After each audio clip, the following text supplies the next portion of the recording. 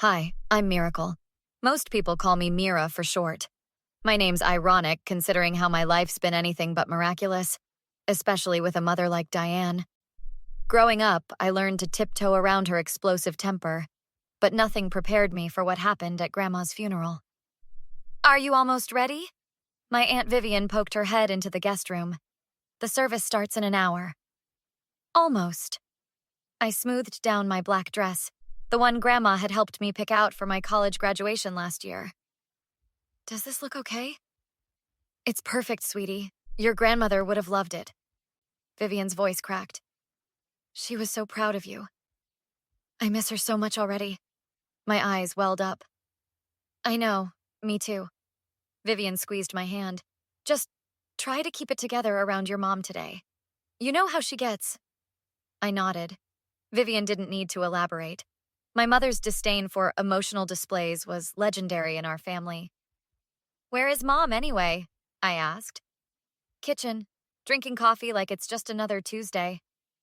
At the funeral, I managed to hold it together until they lowered Grandma's casket. That's when the dam broke. Silent tears became heaving sobs as the reality hit me. The woman who'd been my true parent, my safe harbor, was gone forever. Stop that, my mother hissed, digging her fingernails into my arm. People are staring. I don't care, I whispered back. She raised me more than you ever did. Mom's face hardened, but she said nothing more at the cemetery. Later at Grandma's house, I retreated to the kitchen to collect myself. I was filling the kettle when my cousin Jake found me. Hey, how are you holding up? He leaned against the counter. Not great. I wiped my eyes. Mom's being... Well, Mom. Aunt Diane's always been a piece of work. Jake shook his head. Remember when she missed your high school graduation for that spa weekend? Or when she forgot to pick me up after my appendix surgery? I managed a weak laugh. God, I forgot about that. You called Grandma from the hospital parking lot at midnight. Grandma never forgot anything. Fresh tears threatened. She remembered every birthday, every achievement, even the small stuff nobody else noticed. Jake wrapped an arm around my shoulders. She was the best. What's this, a pity party? My mother's voice sliced through the moment like a knife. She stood in the doorway, arms crossed. We're just remembering Grandma, Jake said. Well, there are guests out there wondering where you are, Miracle. She pronounced my name with the same contempt she always had. Pull yourself together. Mom, Grandma just died. Can you give me 5 minutes? She was my mother. You don't see me blubbering like a child. That's because you've got the emotional range of a teaspoon, Jake muttered. Mom's eyes narrowed. Excuse me? Nothing, Aunt Diane. Jake squeezed my shoulder and left. The kettle started whistling. I reached for it, but Mom got there first. You need to grow up already, she snapped, grabbing the kettle. This emotional weakness. It's called being human, Mom. That's when it happened. One moment I was standing there, the next I was screaming as boiling water cascaded down my arm and chest. Through my shock and pain, I heard her words clearly. Grow up already. At least now you have a real reason to cry. 3 days later, I sat in Dr. Bennett's office, wincing as she examined my burns. These are second-degree burns, Miracle. Dr. Bennett frowned. You said this was an accident? I hesitated. That's what my mom said. And what do you say? Her eyes, kind but probing, met mine. I say... She was angry that I was crying at my grandmother's funeral. She grabbed the kettle and... I couldn't finish. Dr. Bennett's expression darkened. This wasn't your first injury from your mother, was it? No. The admission felt like releasing a breath I'd held for 25 years. I'm legally obligated to report this. She squeezed my uninjured hand. Adult Protective Services should be contacted. This is assault, Miracle. She'll say it was an accident. She always does. Were there witnesses? My cousin Jake was just leaving the kitchen. He might have seen. After leaving the doctor's office, I called my Aunt Vivian. She did what? Vivian's voice rose to a shriek. I'm coming over right now! An hour later, Vivian and I sat in my small apartment with Jake. Show them, Vivian demanded, gesturing to my phone. I pulled up the photos Dr. Bennett had taken of my burns. Jake swore under his breath. I heard the scream, he admitted. I thought you'd just dropped something. Aunt Diane told everyone you spilled tea on yourself. Classic mom, it's always my fault. This has been going on forever, Vivian said. Remember when you fell down the stairs before your dance recital? Or the kitchen accident that left those scars on your back? Wait, what? Jake looked shocked. I didn't know about those. Diane's been careful, Vivian explained. Never too much at once, always with a plausible explanation. Why didn't you ever say anything? Jake asked me. Who would believe me? Mom's the respected hospital administrator, the community volunteer. Everyone thinks she's amazing. I would have believed you, Jake said softly. We need evidence, Vivian declared. Jake, you saw her right after. I saw the pattern of burns. They couldn't be self-inflicted. I have years of medical records, I added. And Dr. Bennett's report? What about Brian? Jake suggested. Doesn't he still work with your mom at the hospital? Brian was my high school boyfriend. We'd broken up when I left for college, but remained friendly. I don't know if he'd help, I said doubtfully. It's worth asking, Vivian insisted. He might have seen things. Later that day, I met Brian at a coffee shop. Jesus, Mira. His eyes widened at the bandages peeking out from my sleeve. Your mom said you had a kitchen accident. That's not what happened, Brian. As I explained, his expression shifted from disbelief to horror. Actually, this makes sense. He lowered his voice. I've heard things at the hospital. Diane has these episodes, explosive anger. Last month, she threw a chart at a nurse who questioned her instructions. Has anyone reported her? They're afraid to. She's on the board, has connections, but HR has a file. He hesitated. I could probably get access. That would be risking your job. Some things are more important. He reached for my good hand. I should have noticed back then. The way you flinched whenever someone raised their voice. How you always had an explanation for every injury. I was good at hiding it. Too good. His expression hardened. What's your plan?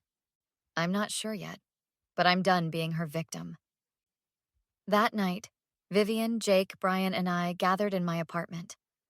I've started documenting everything, I said. All the incidents I can remember, dates, witnesses, if any. I found something in Grandma's papers, Vivian added. A letter she was writing to you before she died. She mentions being worried about Diane's treatment of you. And I accessed that HR file, Brian said. There are 7 complaints about violent outbursts, all buried. So what now? Jake asked. I took a deep breath. Tomorrow I confront her, with all of you as witnesses. Mom looked annoyed when she opened her front door to find me standing there. Miracle, what are you doing here? Her eyes narrowed at the sight of Vivian, Jake, and Brian behind me. What's this about? We need to talk, Mom. I stepped past her into the house. About what happened at Grandma's funeral. You spilled hot water on yourself. End of story. She crossed her arms. Why did you bring an audience? Because this time I'm not letting you twist what happened. Mom's fake smile appeared, the one she used at hospital functions. I don't know what you're talking about. Brian, lovely to see you. How's work? Don't change the subject, Diane, Vivian snapped. You deliberately poured boiling water on me, I said, my voice steadier than I felt. Because I was crying over Grandma's death. That's ridiculous. Why would I do such a thing? Because you've been hurting me my entire life, I replied. But this time there are witnesses. This time I have proof. Something flickered in her eyes, fear maybe, but it quickly hardened into defiance.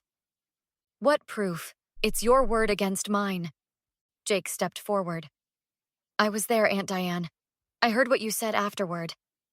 And I saw the burn pattern, Vivian added. It couldn't possibly be self-inflicted. Mom laughed, but it sounded brittle. So you've convinced your enablers to back up your delusions. Wonderful. There's also this. Brian placed a folder on the coffee table. Your HR file from the hospital. 7 complaints of violent behavior towards staff. Mom's face drained of color. You had no right. I have every right, I interrupted. You've been abusing me since I was a child, breaking me down, hurting me, making me think I deserved it. I made you stronger, she hissed. The world doesn't coddle weaklings. Is that what you tell yourself? I asked. That burning me with hot water was for my own good. You've always been too sensitive, just like your father. Maybe that's why he left. Her eyes flashed. He left because you were such a difficult child. I was 4, Mom. 4. I shook my head. But you've always blamed me for everything, haven't you? This is absurd. She turned to the others. She's always been like this, dramatic, attention-seeking. Stop lying, Vivian said. Martha saw through you. She kept detailed records of Miracle's injuries. She was planning to go to the authorities before she died. My own mother? Betraying me like that? Something ugly twisted Mom's features. Grandma was protecting me. Something you never did. I gave you everything! Mom shouted, mask finally slipping. A home, education, opportunities. And scars, I added quietly. So many scars. Get out of my house. Her voice dropped to a dangerous whisper. Not until you admit what you did. Fine. You want to hear it? You were crying like a pathetic child, making a scene, embarrassing me. So yes, I taught you a lesson. The room fell silent. Even Mom seemed shocked by her admission. Did you get what you wanted? She asked bitterly. Almost. I pulled out my phone. I just needed you to confess. Her eyes widened as she realized the phone had been recording. You little... She lunged forward, grabbing my injured arm. Pain shot through me as she dug her fingers into my burns. Brian and Jake pulled her off me. In the struggle, she struck Jake across the face. That's assault, Brian said, restraining her. Against 2 people now. I'm calling the police, Vivian declared, already dialing. You ungrateful bitch, Mom spat at me, still struggling. After everything I've done for you. The only thing you've done, I replied, cradling my throbbing arm, is show me exactly what kind of mother I never want to be. Miss Lancaster, could you please state your relationship to the defendant? The prosecutor adjusted her glasses. She's my mother, I replied, avoiding Mom's glare from the defendant's table. 3 months had passed since that confrontation. Now, in a wood-paneled courtroom, justice was finally happening. And could you describe the events of April 15th at your grandmother's funeral reception? I recounted everything. The kettle, the boiling water, her cruel words. The photos of my burns were displayed for the judge and jury. This wasn't an isolated incident, was it? The prosecutor continued. No, it was just the first one I could prove. After my testimony, Jake, Brian, and Vivian each provided evidence. Dr. Bennett presented her medical assessment. During a recess, Detective Ramsey approached me in the hallway. You're doing great, she assured me. The evidence is overwhelming. Will it be enough? With the recording? Absolutely. 3 more hospital employees have come forward with complaints since your mother's arrest. This case is solid. Mom's attorney approached us. My client is willing to consider a plea deal. Not interested, I replied immediately. She's willing to apologize, make amends. Too late for that. In court, Mom took the stand, transformed. Subtle makeup hiding her usual hardness, voice soft and tearful. I've made terrible mistakes, she told the jury. I was raised with strict discipline, and I took it too far sometimes, but I love my daughter. The prosecutor stood. Mrs. Lancaster, is throwing boiling water on someone an appropriate form of preparation? That was an accident. I was upset about my mother's death, yet you showed no grief at the funeral according to multiple witnesses. Mom's facade cracked. Miracle has always been overly emotional. Is compassion a weakness, Mrs. Lancaster? Mom's eyes hardened. Sometimes yes. The verdict, guilty on all counts. The judge sentenced her to 5 years with mandatory psychiatric treatment. Mom requested to speak with me before being taken away. Miracle. Mom sat across from me, hands cuffed. I want you to know I'm sorry. I said nothing. We can work through this. I'm still your mother. When you get out, you'll never contact me again, I interrupted. There's a restraining order in process. You can't mean that. We're family. Family doesn't leave scars on purpose, Mom. I made mistakes, but I deserve a second chance. You had thousands of chances, every day for 25 years. Her expression hardened. So that's it? You're throwing away your only parent? No. I lost my only real parent when Grandma died. I stood up. Goodbye, Mom. That evening, I met Vivian, Jake, and Brian at Grandma's house. My house now. How are you feeling? Vivian asked as we sat on the porch swing. Lighter, I replied. Like I can finally breathe. What comes next? Brian asked. Therapy, for starters? Then maybe I'll go back to school. Finish that counseling degree. You'd be amazing at that, Jake said, helping other survivors. Your grandmother would be so proud, Vivian whispered. I looked at them, my real family. The scars on my arm would fade eventually, but the invisible ones would take longer to heal. Still, for the first time, healing seemed possible. Do you think there's something wrong with me? For not being able to forgive her? Absolutely not, Brian said firmly. Some people don't deserve forgiveness, Jake added. And some relationships are too toxic to salvage, Vivian finished. You did the right thing, Miracle. For yourself. The miracle wasn't in having a perfect life. It was in finding the strength to build a better one.